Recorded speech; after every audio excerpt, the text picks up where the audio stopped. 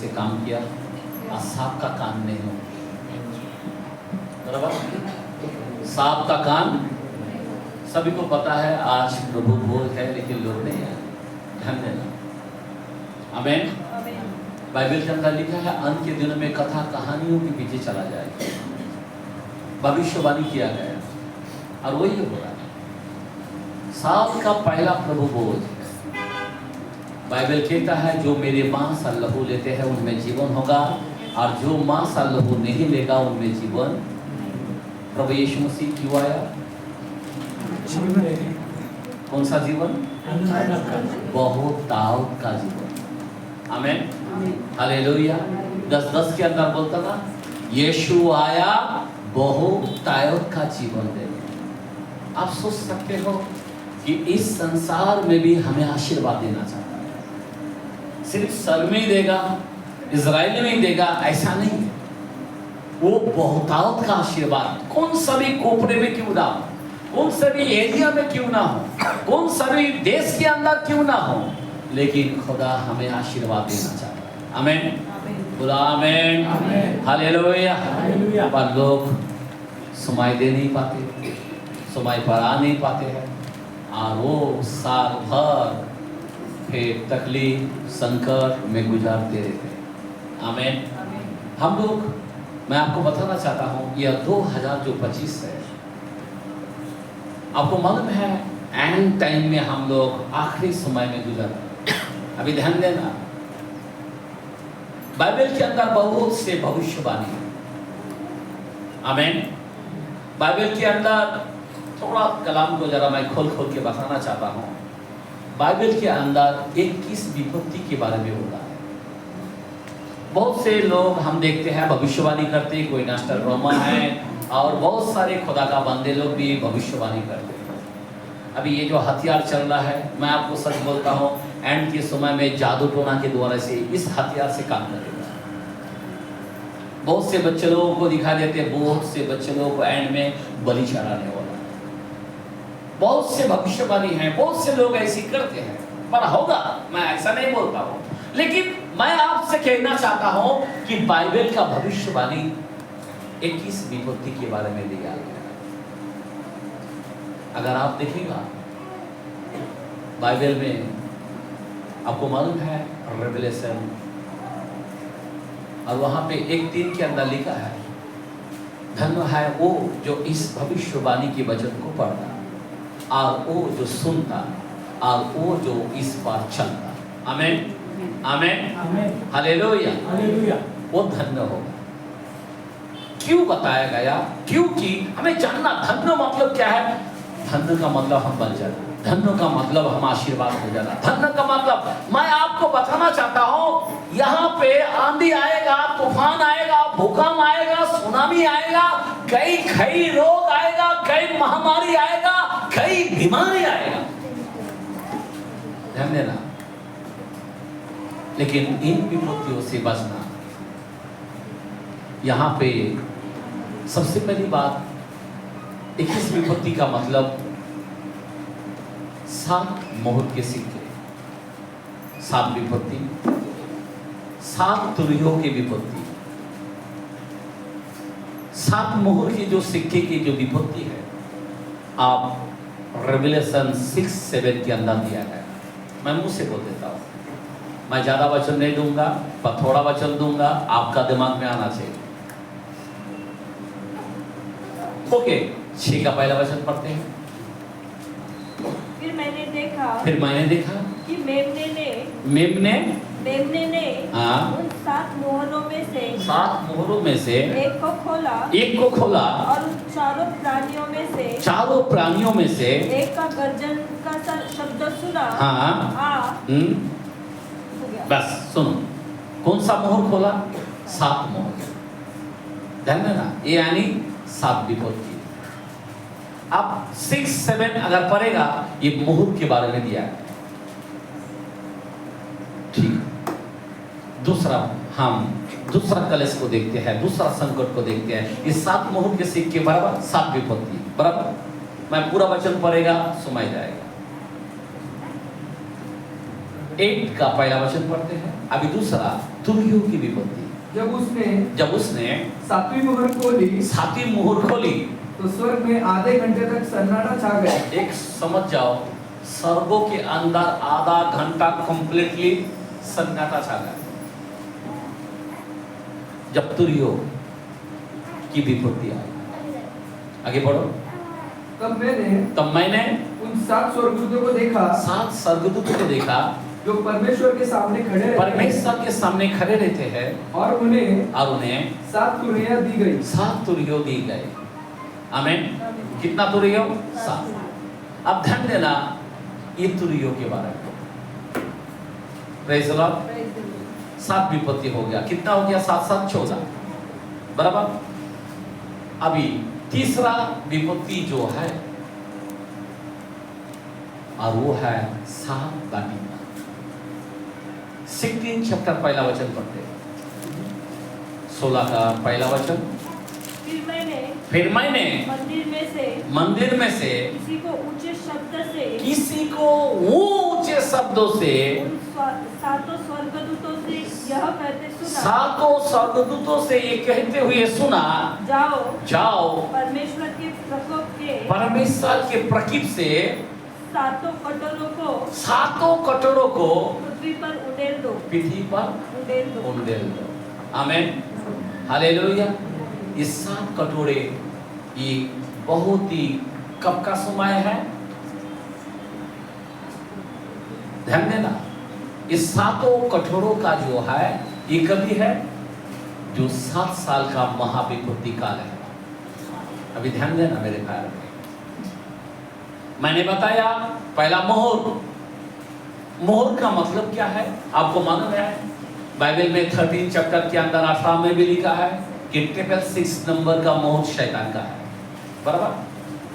और हमारा प्रभु का मोहर कौन सा है? हेलो। इफिसियों 4:30 के अंदर लिखा है पवित्र आत्मा हमारा मोहर है। आमीन। उसका छाप हमारा मोहर है। उसका छाप अगर आने से, अभी देखो, जब प्रभु का छाप, जो पवित्र आत्मा का छाप का मोहर जब लगता है तो आपके अंदर पवित्र आत्मा का फल से हमें पहचाना जाता है। आमीन। ध्यान देना, वो है पहला प्रेम, दूसरा आनंद। समझ में आ रहा बात? अगर ये चीज अगर आपके अंदर नहीं, प्रेम, आनंद, नम्रता, सहनशीलता, संयमी, समझ में आ रहा बात? इस बात ध्यान देना, अगर ये तुम्हारे में नहीं दिखाई देते तो पक्का शैतान का छाप। अभी शैतान का मोहर चालू है। अभी हमें कैसा देखना है कि पवित्र आत्मा का जीव नहीं दिखाई दे रहा है, वो अन्य भाषा में बात नहीं कर रहा है, वो सेवकाई का काम नहीं कर रहा है, गंदे बातों में, लुचपन के अंदर, झगड़े के अंदर, निंदे के अंदर, गलतियों पर गलती करते जा रहा है, तो ये कौन सा मोहर है? कौन सा मोहर है? शैतान का नंबर 666 नंबर। कौन सा नंबर? शैतान का 666 नंबर। आपने 666 नंबर पाया? आप चेक कर लो, आपके जीवन में ऐसा हो रहा है तो आपको 666 नंबर पाया है तो आपको रैप्चर में आप जा नहीं पाएंगे, क्योंकि शैतान का मोहर आपके अंदर है। पवित्र आत्मा का मोहर अगर आपको लगा होता तो आप चर्च के अंदर बराबर रहोगे। समझ में आ रहा बात? चर्च के अंदर वफादारी, ईमानदारी से रहोगे। चर्च के अंदर परमेश्वर के राज्य को बढ़ाने का काम करोगे। एक भी दिन सबूत दिन को गढ़ाओगे नहीं। हेलो, आप बुरा नहीं मानना, मैं आपको आईना दिखा रहा हूं कि आपको शैतान का नंबर मिला या प्रभु का, पवित्र आत्मा का नंबर मिला। आप चेक कर लो। मैं आपको बताना चाहता हूं, बाइबल कहता है पवित्र आत्मा को शोकित मत करो, तुम्हारे लिए छुटकारे का छाप दी गई है। 4:30 में इफिसियों में लिखा है, छुटकारे के छाप दी गई है। पवित्र आत्मा मतलब समझ रहे बात, उसका फल क्या है? आपको गलती का रस मांस के अंदर आपको मालूम है, वापिस में लिखा है। मैं आपको सच सच कहता हूं मेरे भाई और मेरे बहन, ध्यान देना, अगर आपके पास इस मोहर का सिक्का, कौन सा मोहर? शैतान टेबल 6 नंबर या पवित्र आत्मा का छाप, ये चालू है। कोई सोचते हैं विपत्ति होने वाला है, नहीं, मोहर चालू है। अभी आपको चेक करना है। ये चर्च आपको दिखा रहा है कि आप कौन सा छाप आपको मिला है, कौन सा मोहर आपके अंदर है। दूसरी बात, मोहर का रख देता हूं, मैं आपको बताना चाहता हूं। दूसरा, तुरियो। तुरियो का मतलब क्या है? आह्वान। विपत्ति आपको मालूम है ना तुरियो का? इजराइल का हो रहा है, आपको मालूम है? न्यूज देख रहा है, पेपर देख रहा है, क्या क्या हो रहा है देख रहा है। यह आह्वान है, यह तुरिय है। चर्च के अंदर आपको बार बार ये तुरियों की घोषणा करता हूं। कोई भी सेवक किसकी घोषणा कर रहा है? तुरियों की। हेलो, यीशु आने वाला है, वो बादलों पर आने वाला है, ये घोषणा करते हैं। अभी तुरियों की भी विपत्ति आपके अंदर है, आप चेक कर लो। आप इस तुरियों के शब्दों को सुन रहे क्या? आज कोई भी सेवक बोलता है ना, उसकी बात नहीं सुनते, उल्टा सेवक कोई नाम रख डालते। मैं आपको बताना चाहता हूं मेरे भाई बहन, हमें सीरियस होने की बातें हैं। कौन सी तुरियों? आपके जीवन में तुरियों का भी शब्द सुनाई दिया। आपको मालूम है कुत्ता कभी आवाज करता है, मालूम है? रात भर आह्वान देता है, मालूम है? कोई तो भी विपत्ति आने वाला है। कभी कभी हम लोग सोचते हैं अरे भूख के कारण, अरे कुछ ना कुछ। कभी कभी आप सोच सकते हो, एक मुर्गा होता ना, मुर्गा पतरस के जमाने में आह्वान दिया कि भोर के समय क्या करेगा? मुर्गा आवाज देगा। आमीन। ये सेवक आवाज दे रहा है आपको। आज आपके कानों में तुरियों की शब्द आया, इसका विपत्ति बहुत ही डेंजरस है। आप तुरियों की शब्दों 8 और 9 अगर आप पढ़ोगे, दिमाग काम नहीं करेगा मेरे भाई बहन, घर में पढ़ लेना। 8 और 9 ये तुरियों की विपत्ति बहुत खतरनाक है। आप मोहर को देखो ना, 6-7 दिमाग काम नहीं करेगा। अगर ये सब वचन के लिए आपको रात भर जगना पड़ेगा। मैं आपको बताना चाहता हूं, बहुत ही खतरनाक है। और तीसरा जो है, डायरेक्ट आपके ऊपर उंडेल दिया जाएगा। बाइबल के अंदर 2 चैप्टर 16 में दिया गया है। डायरेक्ट वो प्याला में से आपके ऊपर उंडेल देगा। जो लोगों ने छाप लिया है, मोहर लिया है, जो लोग मन नहीं फिराया, जो लोग उसको ऊपर तड़पते हुए दिखाई देंगे, पानी खून बन जाएगा, पौधे जलेगा। क्या होने वाला है? मौत के लिए भागेगा, मौत नहीं मिलेगा। मेरे भाई और बहन, ऐसी 7 वाटिका की विपत्ति है। पर छोड़ो, मैं आज, ये बहुत बड़ी विपत्ति है। दुनिया में हम भविष्यवाणी सुनते हैं, पर आज मैं आपके सामने कुछ भविष्यवाणी मैं आपको दिखाना चाहता हूं कि बाइबल का भविष्यवाणी क्या है। बहुत लोगों का भविष्यवाणी आपने देखा है, पर बाइबल का भविष्यवाणी के बारे में हमें जानना है। आमीन, बोला आमीन।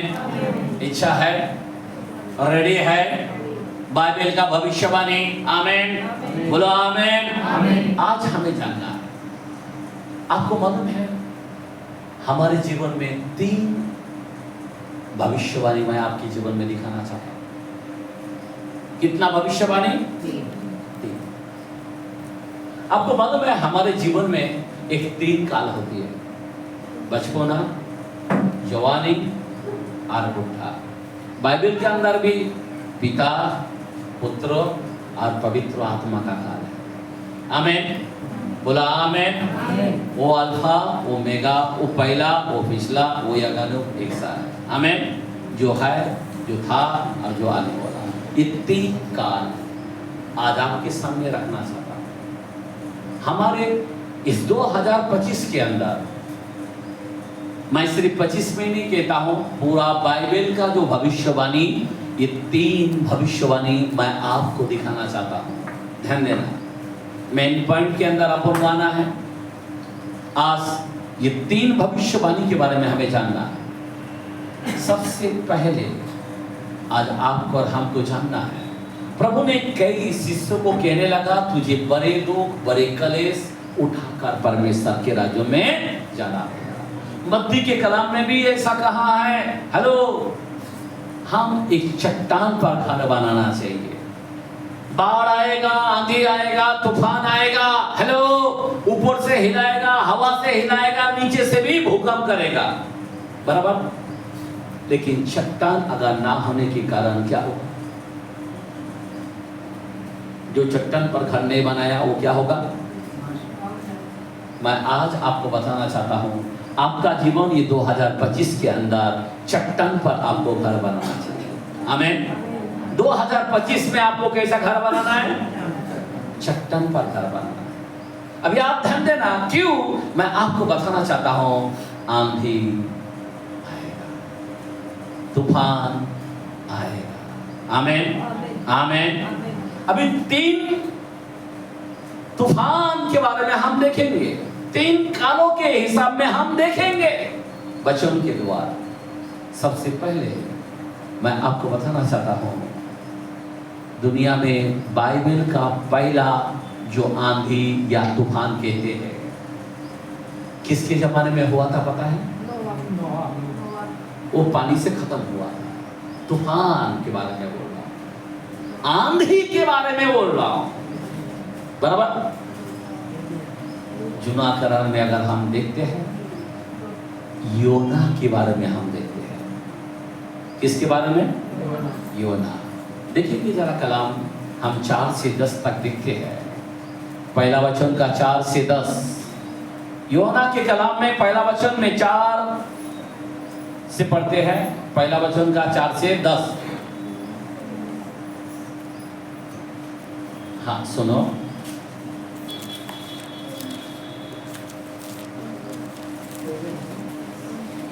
तब यहोवा ने समुद्र में एक प्रचंड आंधी चलाई। क्या चलाई? वो जमाने के अंदर आंधी, आंधी यानी तूफान। ध्यान देना, एक आंधी तूफान को चलाया। और आगे, और समुद्र में बड़ी आंधी उठी। समुद्र में बड़ी आंधी उठी, यहाँ तक कि जहाज टूटने पर था। यहाँ तक कि जहाज टूटने पर था। तब मल्लाह लोग डरकर अपने अपने देवता की दुहाई देने लगे। और जहाज में जो व्यापारी की सामग्री थी, जो सामग्री थी, उसे समुद्र में फेंकने लगे। सब अपना अपना क्या किया? समुद्र में से खाली करने यानी हल्का करने के लिए फेंकने लगे। आगे, जहाज हल्का हो जाए। परंतु योना जहाज के निचले भाग में उतरकर सो गया था। आमीन। ध्यान देना, यहाँ पे जोना के लिए, जोना एक खुदा का बंदा है, बराबर। समझ जाओ, जो कोई खुदा अगर किसी को चुनता है ना, उसके अंदर एक तूफान भेजने वाला है। क्या भेजने वाला है? मैं बाकी लोगों के बारे में नहीं बोलता हूँ, ये तो सब नाश के लोग हैं, छोड़ दो। लेकिन जो खुदा में नई सृष्टि में पैदा हुआ है, खुदा उसको छोड़ने वाला नहीं। योना, आपको मालूम है, एक खुदा का जन है। और योना को कहा कि जा निनवे शहर में जाकर प्रचार कर। क्या प्रचार कर? निनवे शहर में। आमीन। लेकिन ये बंदा क्या कर रहा? खुदा को टालते गया और भटकते जा रहा है। ये किधर जा रहा है? तर्शीश को जा रहा है। किधर जा रहा है? तर्शीश। तर्शीश मानो कि अमेरिका का जगह, जहां पे मौज आयश। समझ में आ रहा बात? ध्यान देना। लेकिन कुछ लोगों को बचाने के लिए मेरे भाई बहन, जोना को चुना कि नीनवे शहर में जाना चाहिए, और ये बंदा भागकर तर्शीश को जाने लगा, और उस जहाज के नीचे वो सोया हुआ था। आमीन। और खुदा ने क्या किया? कोई ये बंदा, उसके पास ऐसी आंधी और ऐसी तूफान आ गए, खुदा का इच्छा को पूरा करने के जगह खुदा का इच्छा से भागने लगा। आज हमारे कई लोग हैं जो खुदा का इच्छा से भागता है, खुदा के इच्छे पर नहीं चलते। खुदा का इच्छा क्या है? न्याय से काम कर, कृपा से प्रीति रख, नम्रता के साथ मेरे संग संग चल। 6:8 के अंदर लिखा है, लिखा में मेरे भाई बहन। लेकिन हम लोग ऐसा काम नहीं करते। खुदा की इच्छा को पूरा करना चाहिए, लेकिन हम लोग उसकी इच्छा से भाग रहे हैं। देखो ना, कई लोग पैसे के लिए नहीं आए, कई लोग काम के लिए नहीं आए, कई लोग शॉपिंग के वजह से नहीं आए, कई लोग इधर उधर घूमने को चले गए, कई लोग नाटकबाजी किया। मैं आपको बता रहा हूँ, आपके परिवार है, आपके आदमी है, आपकी पत्नी है, आपकी औलाद है। मैं आपको बताना चाहता हूँ, कोई ना कोई बहाना में है।